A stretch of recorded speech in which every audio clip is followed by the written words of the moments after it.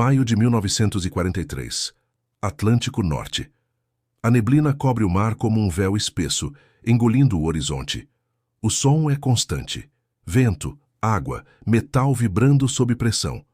No meio daquele vazio cinzento, dezenas de navios avançam lentamente, alinhados em formação rígida. Cargueiros pesados, carregados até o limite. Combustível, tanques desmontados, munição suficiente para alimentar uma guerra inteira. Você quase consegue sentir o balanço do convés sob seus pés. De longe, parecem vulneráveis, lentos, expostos, mas não estão sozinhos. Entre eles, cortando as ondas com agressividade calculada, estão os destroyers de escolta, menores, mais rápidos, atentos. Eles não seguem uma linha fixa, eles circulam, mudam de posição, cruzam rotas, como peças de um mecanismo que nunca para de se mover. Abaixo da superfície, observando tudo isso, está o Capitão Lieutenant dentro de seu U-Boat. Ele já viu isso antes, muitas vezes. Comboios como esse eram alvos perfeitos, grandes demais para escapar, lentos demais para reagir. No passado, bastava coordenar o ataque, posicionar os submarinos e esperar o momento certo. Uma vez iniciado, o caos fazia o resto. Navios colidiam, formação quebrava. Escoltas se perdiam na confusão. E então vinha a destruição. Mas hoje, algo está errado. O comandante ajusta o periscópio lentamente. A lente rompe a superfície por segundos, o suficiente. Ele observa, conta, analisa. Os navios estão lá. Muitos. Um alvo valioso. Mas o comportamento não é o mesmo. Não há hesitação nos movimentos. Não há sinais de desorganização. Cada embarcação mantém posição com precisão quase mecânica, e as escoltas, elas não estão reagindo, estão antecipando. O U-Boat mergulha novamente, voltando para a escuridão fria.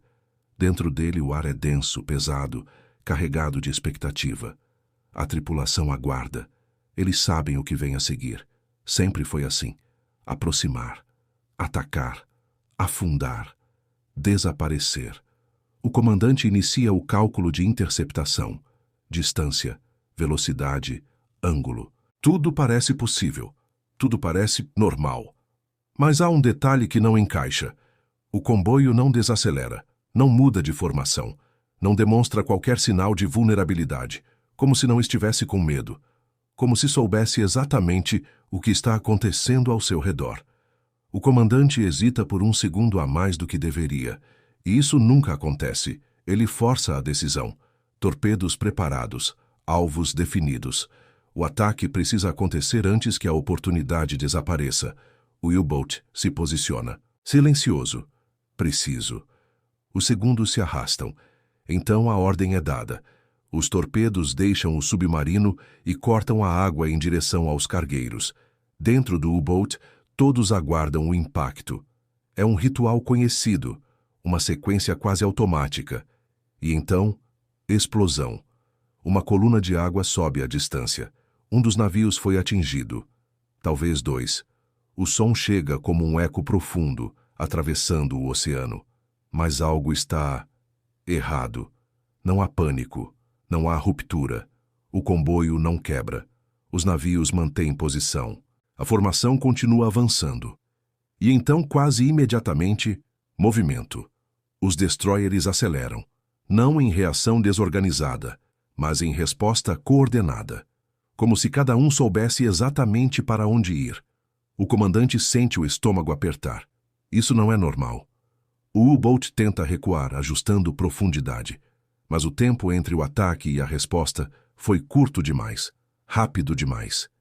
E então ele escuta. Ping. Um som seco, metálico, artificial. ASDIC, mas não como antes. Mais rápido, mais constante. Ping. Mais próximo. Ping. Mais preciso. Dentro do submarino o silêncio se torna absoluto. Cada homem entende o que está acontecendo, mesmo sem palavras. O ataque foi bem sucedido, mas não causou o efeito esperado. E agora, eles foram encontrados. O comandante ordena a mudança de curso.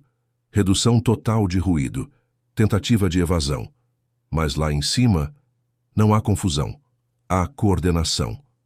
Os destroyers não estão procurando, estão indo direto. O primeiro padrão de cargas de profundidade é lançado. A água explode ao redor do U-Boat. O impacto sacode o casco violentamente. O metal geme, ferramentas caem. Um dos tripulantes perde o equilíbrio, sendo jogado contra a parede estreita. Outra explosão, mais próxima, muito mais precisa. O comandante percebe algo que não deveria ser possível. Eles não estão reagindo ao ataque. Eles já estavam preparados para ele. E enquanto o submarino mergulha mais fundo, tentando escapar de uma perseguição que parece cada vez mais inevitável, uma percepção começa a surgir, lenta, desconfortável, impossível de ignorar. O problema não é o ataque. O problema é que ele não mudou nada. O comboio continua avançando, quase intacto, como se perder um navio não fosse suficiente para pará-lo. E se isso for verdade, então o que exatamente ainda pode pará-los? O U-Boat mergulha mais fundo, tentando escapar da zona de impacto. O casco range sob a pressão crescente, um lembrete constante de que existe um limite, e ele está cada vez mais próximo. Dentro do submarino, o ar parece mais quente, mais pesado. Cada respiração exige esforço, mas o que realmente pesa é o som. Ping. Curto. Direto. Ping. Sem pausa. Não é mais uma varredura ampla, não é tentativa. É certeza. O comandante ajusta a rota, ordenando uma mudança lateral lenta, quase imperceptível. Em outras situações, isso bastaria. O oceano sempre foi vasto o suficiente para esconder qualquer coisa que se movesse com cuidado. Mas agora, não há vastidão. Há cobertura. Lá em cima, os destroyers continuam se movendo em padrões que não deixam espaços vazios. Eles não estão apenas protegendo o comboio, estão formando uma rede. Cada embarcação cobre um setor. Cada movimento parece conectado ao anterior, e não estão sozinhos. Muito acima das nuvens baixas, motores cortam o céu cinzento. Aeronaves de patrulha percorrem áreas que antes eram completamente cegas para os aliados. Seus radares varrem a superfície, identificando qualquer forma que não pertença ao padrão do mar. O Atlântico, antes escuro e imprevisível, agora parece observado de cima e de baixo. O comandante tenta descer ainda mais. Os medidores respondem lentamente. A pressão aumenta. O metal emite estalos curtos, pequenos, mas suficientes para congelar qualquer pensamento que não seja sobrevivência. Então, explosões. Mais uma sequência de cargas de profundidade. Desta vez, ainda mais precisa. O impacto sacode o submarino com violência. Luzes piscam. Um compartimento começa a vazar. Homens correm para conter a água que invade com força crescente. O som de metal contra metal ecoa no espaço apertado. O comandante mantém os olhos fixos nos instrumentos. Ele entende agora. Isso não é mais uma batalha de ataque e defesa. É uma caçada organizada. Cada movimento que ele faz está sendo acompanhado, ajustado, antecipado, como se o oceano inteiro estivesse trabalhando contra ele. Por um breve momento, o ping desaparece. Silêncio. Mas não é alívio, é espera. O comandante não se engana, ele sabe que aquilo não significa fuga, significa reposicionamento. Lá fora, os destroyers estão recalculando, redefinindo, fechando o cerco. E então, ping. De volta. Mais próximo. Mais firme. Não há dúvida agora. O U-Boat não escapou. Apenas foi seguido. Outra sequência de cargas é lançada. A explosão vem tão perto que o casco inteiro vibra como se fosse se partir. Um dos sistemas falha. O ar fica ainda mais denso. Um cheiro leve de óleo queimado começa a se espalhar. A tripulação trabalha sem parar, mas a tensão é diferente. Não é mais sobre executar uma missão. É sobre sobreviver tempo suficiente para sair dali. O comandante toma uma decisão arriscada. Aumentar velocidade, mais ruído, mais risco de detecção. Mas ficar ali é morte certa. O submarino responde, mudando de direção com mais agressividade. Por um instante o padrão se quebra. O ping desaparece novamente. Silêncio. Um silêncio pesado, quase opressor. Mas dessa vez, algo mudou dentro do próprio comandante. Ele não sente alívio. Sente compreensão, porque agora ele vê o quadro completo. Não é apenas aquele comboio. Não é apenas aqueles destroyers. É um sistema inteiro funcionando junto. Comboios organizados, escoltas coordenadas, aeronaves cobrindo lacunas, tecnologia sendo atualizada constantemente. E mais importante que tudo, quantidade. Mesmo quando um navio é atingido, o comboio não para. Mesmo quando há perdas, a missão continua. Porque para os aliados, o objetivo não é evitar qualquer dano. É garantir que o fluxo nunca pare. E isso muda tudo. O comandante olha novamente para os instrumentos. Ele sabe que precisa sair dali, precisa recuar, precisa sobreviver para levar essa informação de volta. Mas essa decisão carrega um peso que vai além da missão. Significa admitir que o modelo de guerra que eles dominavam não funciona mais.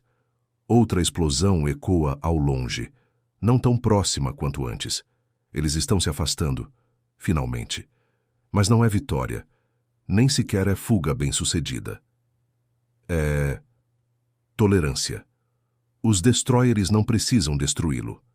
Eles já cumpriram seu objetivo: proteger o comboio. E enquanto o U-Boat se afasta lentamente, danificado, silencioso, quase invisível novamente, o comboio segue, sem parar, sem hesitar, como se o ataque nunca tivesse sido uma ameaça real. E essa é a parte mais difícil de aceitar. Porque se um ataque direto não consegue quebrar a formação, se múltiplos submarinos não conseguem interromper o fluxo, então a pergunta deixa de ser como atacar e passa a ser muito mais perigosa. Ainda existe uma maneira de parar isso? Ou o Atlântico já não pode mais ser controlado? O U-Boat segue em silêncio, afastando-se lentamente da zona de combate. O casco ainda estala sob a pressão, como se o oceano quisesse esmagá-lo de vez. Dentro dele não há comemoração. Apenas homens exaustos, cobertos de suor, respirando um ar pesado demais para trazer qualquer alívio. Eles sobreviveram. Mas isso já não significa o mesmo. O comandante permanece imóvel, olhando os instrumentos como se esperasse que algo ali explicasse o que acabou de acontecer. Mas não há falha. Nenhum erro evidente. Nenhuma decisão mal calculada. O ataque foi correto, a execução foi precisa, e ainda assim não funcionou. Pela primeira vez, a lógica que sustentava toda a guerra submarina começa a falhar. Durante tanto tempo, bastava encontrar o comboio certo, atacar com precisão e desaparecer. Era uma equação simples, repetível, confiável. Agora essa equação não fecha mais. Lá fora, o Atlântico continua o mesmo. Vasto, frio, implacável, mas de alguma forma tornou-se menor, mais previsível, mais controlado, não pelos alemães, mas pelos aliados. O comandante fecha os olhos por um breve momento. Ele entende. O problema não é mais tático, é estrutural. Os comboios não são apenas grupos de navios, são sistemas móveis, protegidos por camadas, destroyers que patrulham sem cessar. Sonar que identifica até o menor eco, aeronaves que eliminam qualquer sensação de invisibilidade e, acima de tudo, continuidade. Mesmo quando um navio afunda, outro toma seu lugar. Mesmo quando há perdas, o fluxo não é interrompido. A missão não é evitar danos, é garantir movimento. E movimento constante. Não pode ser destruído facilmente. O comandante abre os olhos novamente. Ele sabe o que isso significa, mesmo que ainda não consiga admitir completamente. O Atlântico não é mais um território de caça, é uma rota protegida. Dentro do submarino, os homens continuam trabalhando em silêncio.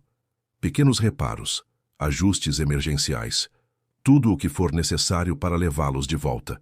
Mas a atmosfera mudou. Não é mais a tensão de um ataque, é a consciência de algo maior. Outros U-Boats estão lá fora, outros comandantes, outras tripulações, e todos estão enfrentando a mesma realidade, um encontro de cada vez. Comboios que não quebram, escoltas que não hesitam, respostas rápidas demais para serem coincidência. E lentamente relatórios começam a se acumular. Submarinos perdidos, Missões interrompidas. Ataques que não geram resultados significativos. A eficiência alemã, que antes parecia imparável, começa a se fragmentar. Não de uma vez, mas o suficiente. O comandante recebe a confirmação de retorno. A missão está encerrada. Prioridade: sobrevivência. Uma ordem simples, mas carregada de significado. Meses antes, recuar seria impensável. Cada oportunidade de ataque era explorada até o limite. O risco fazia parte do domínio. Agora o risco não compensa, porque o resultado não muda o quadro geral. O submarino muda de direção, lentamente, quase relutante, e enquanto se afasta, deixando para trás um comboio que continua avançando como se nada tivesse acontecido, a verdade se torna impossível de ignorar. Eles não estão perdendo batalhas isoladas, estão perdendo o controle. No horizonte invisível, outros comboios seguem o mesmo padrão, mesma formação, mesma proteção, mesmo destino. E um por um eles chegam, combustível entregue, armas descarregadas, homens desembarcando. A máquina de guerra aliada continua crescendo, não porque não é atacada, mas porque não pode ser interrompida. O comandante observa os últimos dados antes de desligar o periscópio completamente. Lá fora não há mais nada para ver, apenas oceano. Um oceano que já não responde às mesmas regras. Ele respira fundo, e naquele silêncio apertado, uma conclusão se instala de forma definitiva. Não há mais espaço para ilusões. Os U-boats ainda existem. Ainda atacam, ainda afundam navios, mas isso já não decide a guerra, porque no fim, não se trata de quantos navios são destruídos, se trata de quantos continuam chegando, e os comboios continuam chegando, sem parar, sem quebrar, sem ceder. E naquele momento, enquanto o submarino desaparece lentamente na escuridão do Atlântico, uma verdade silenciosa define tudo. A Alemanha não perdeu o oceano quando seus submarinos começaram a afundar. Perdeu no instante em que os comboios passaram a atravessá-lo, como se nada pudesse detê-los.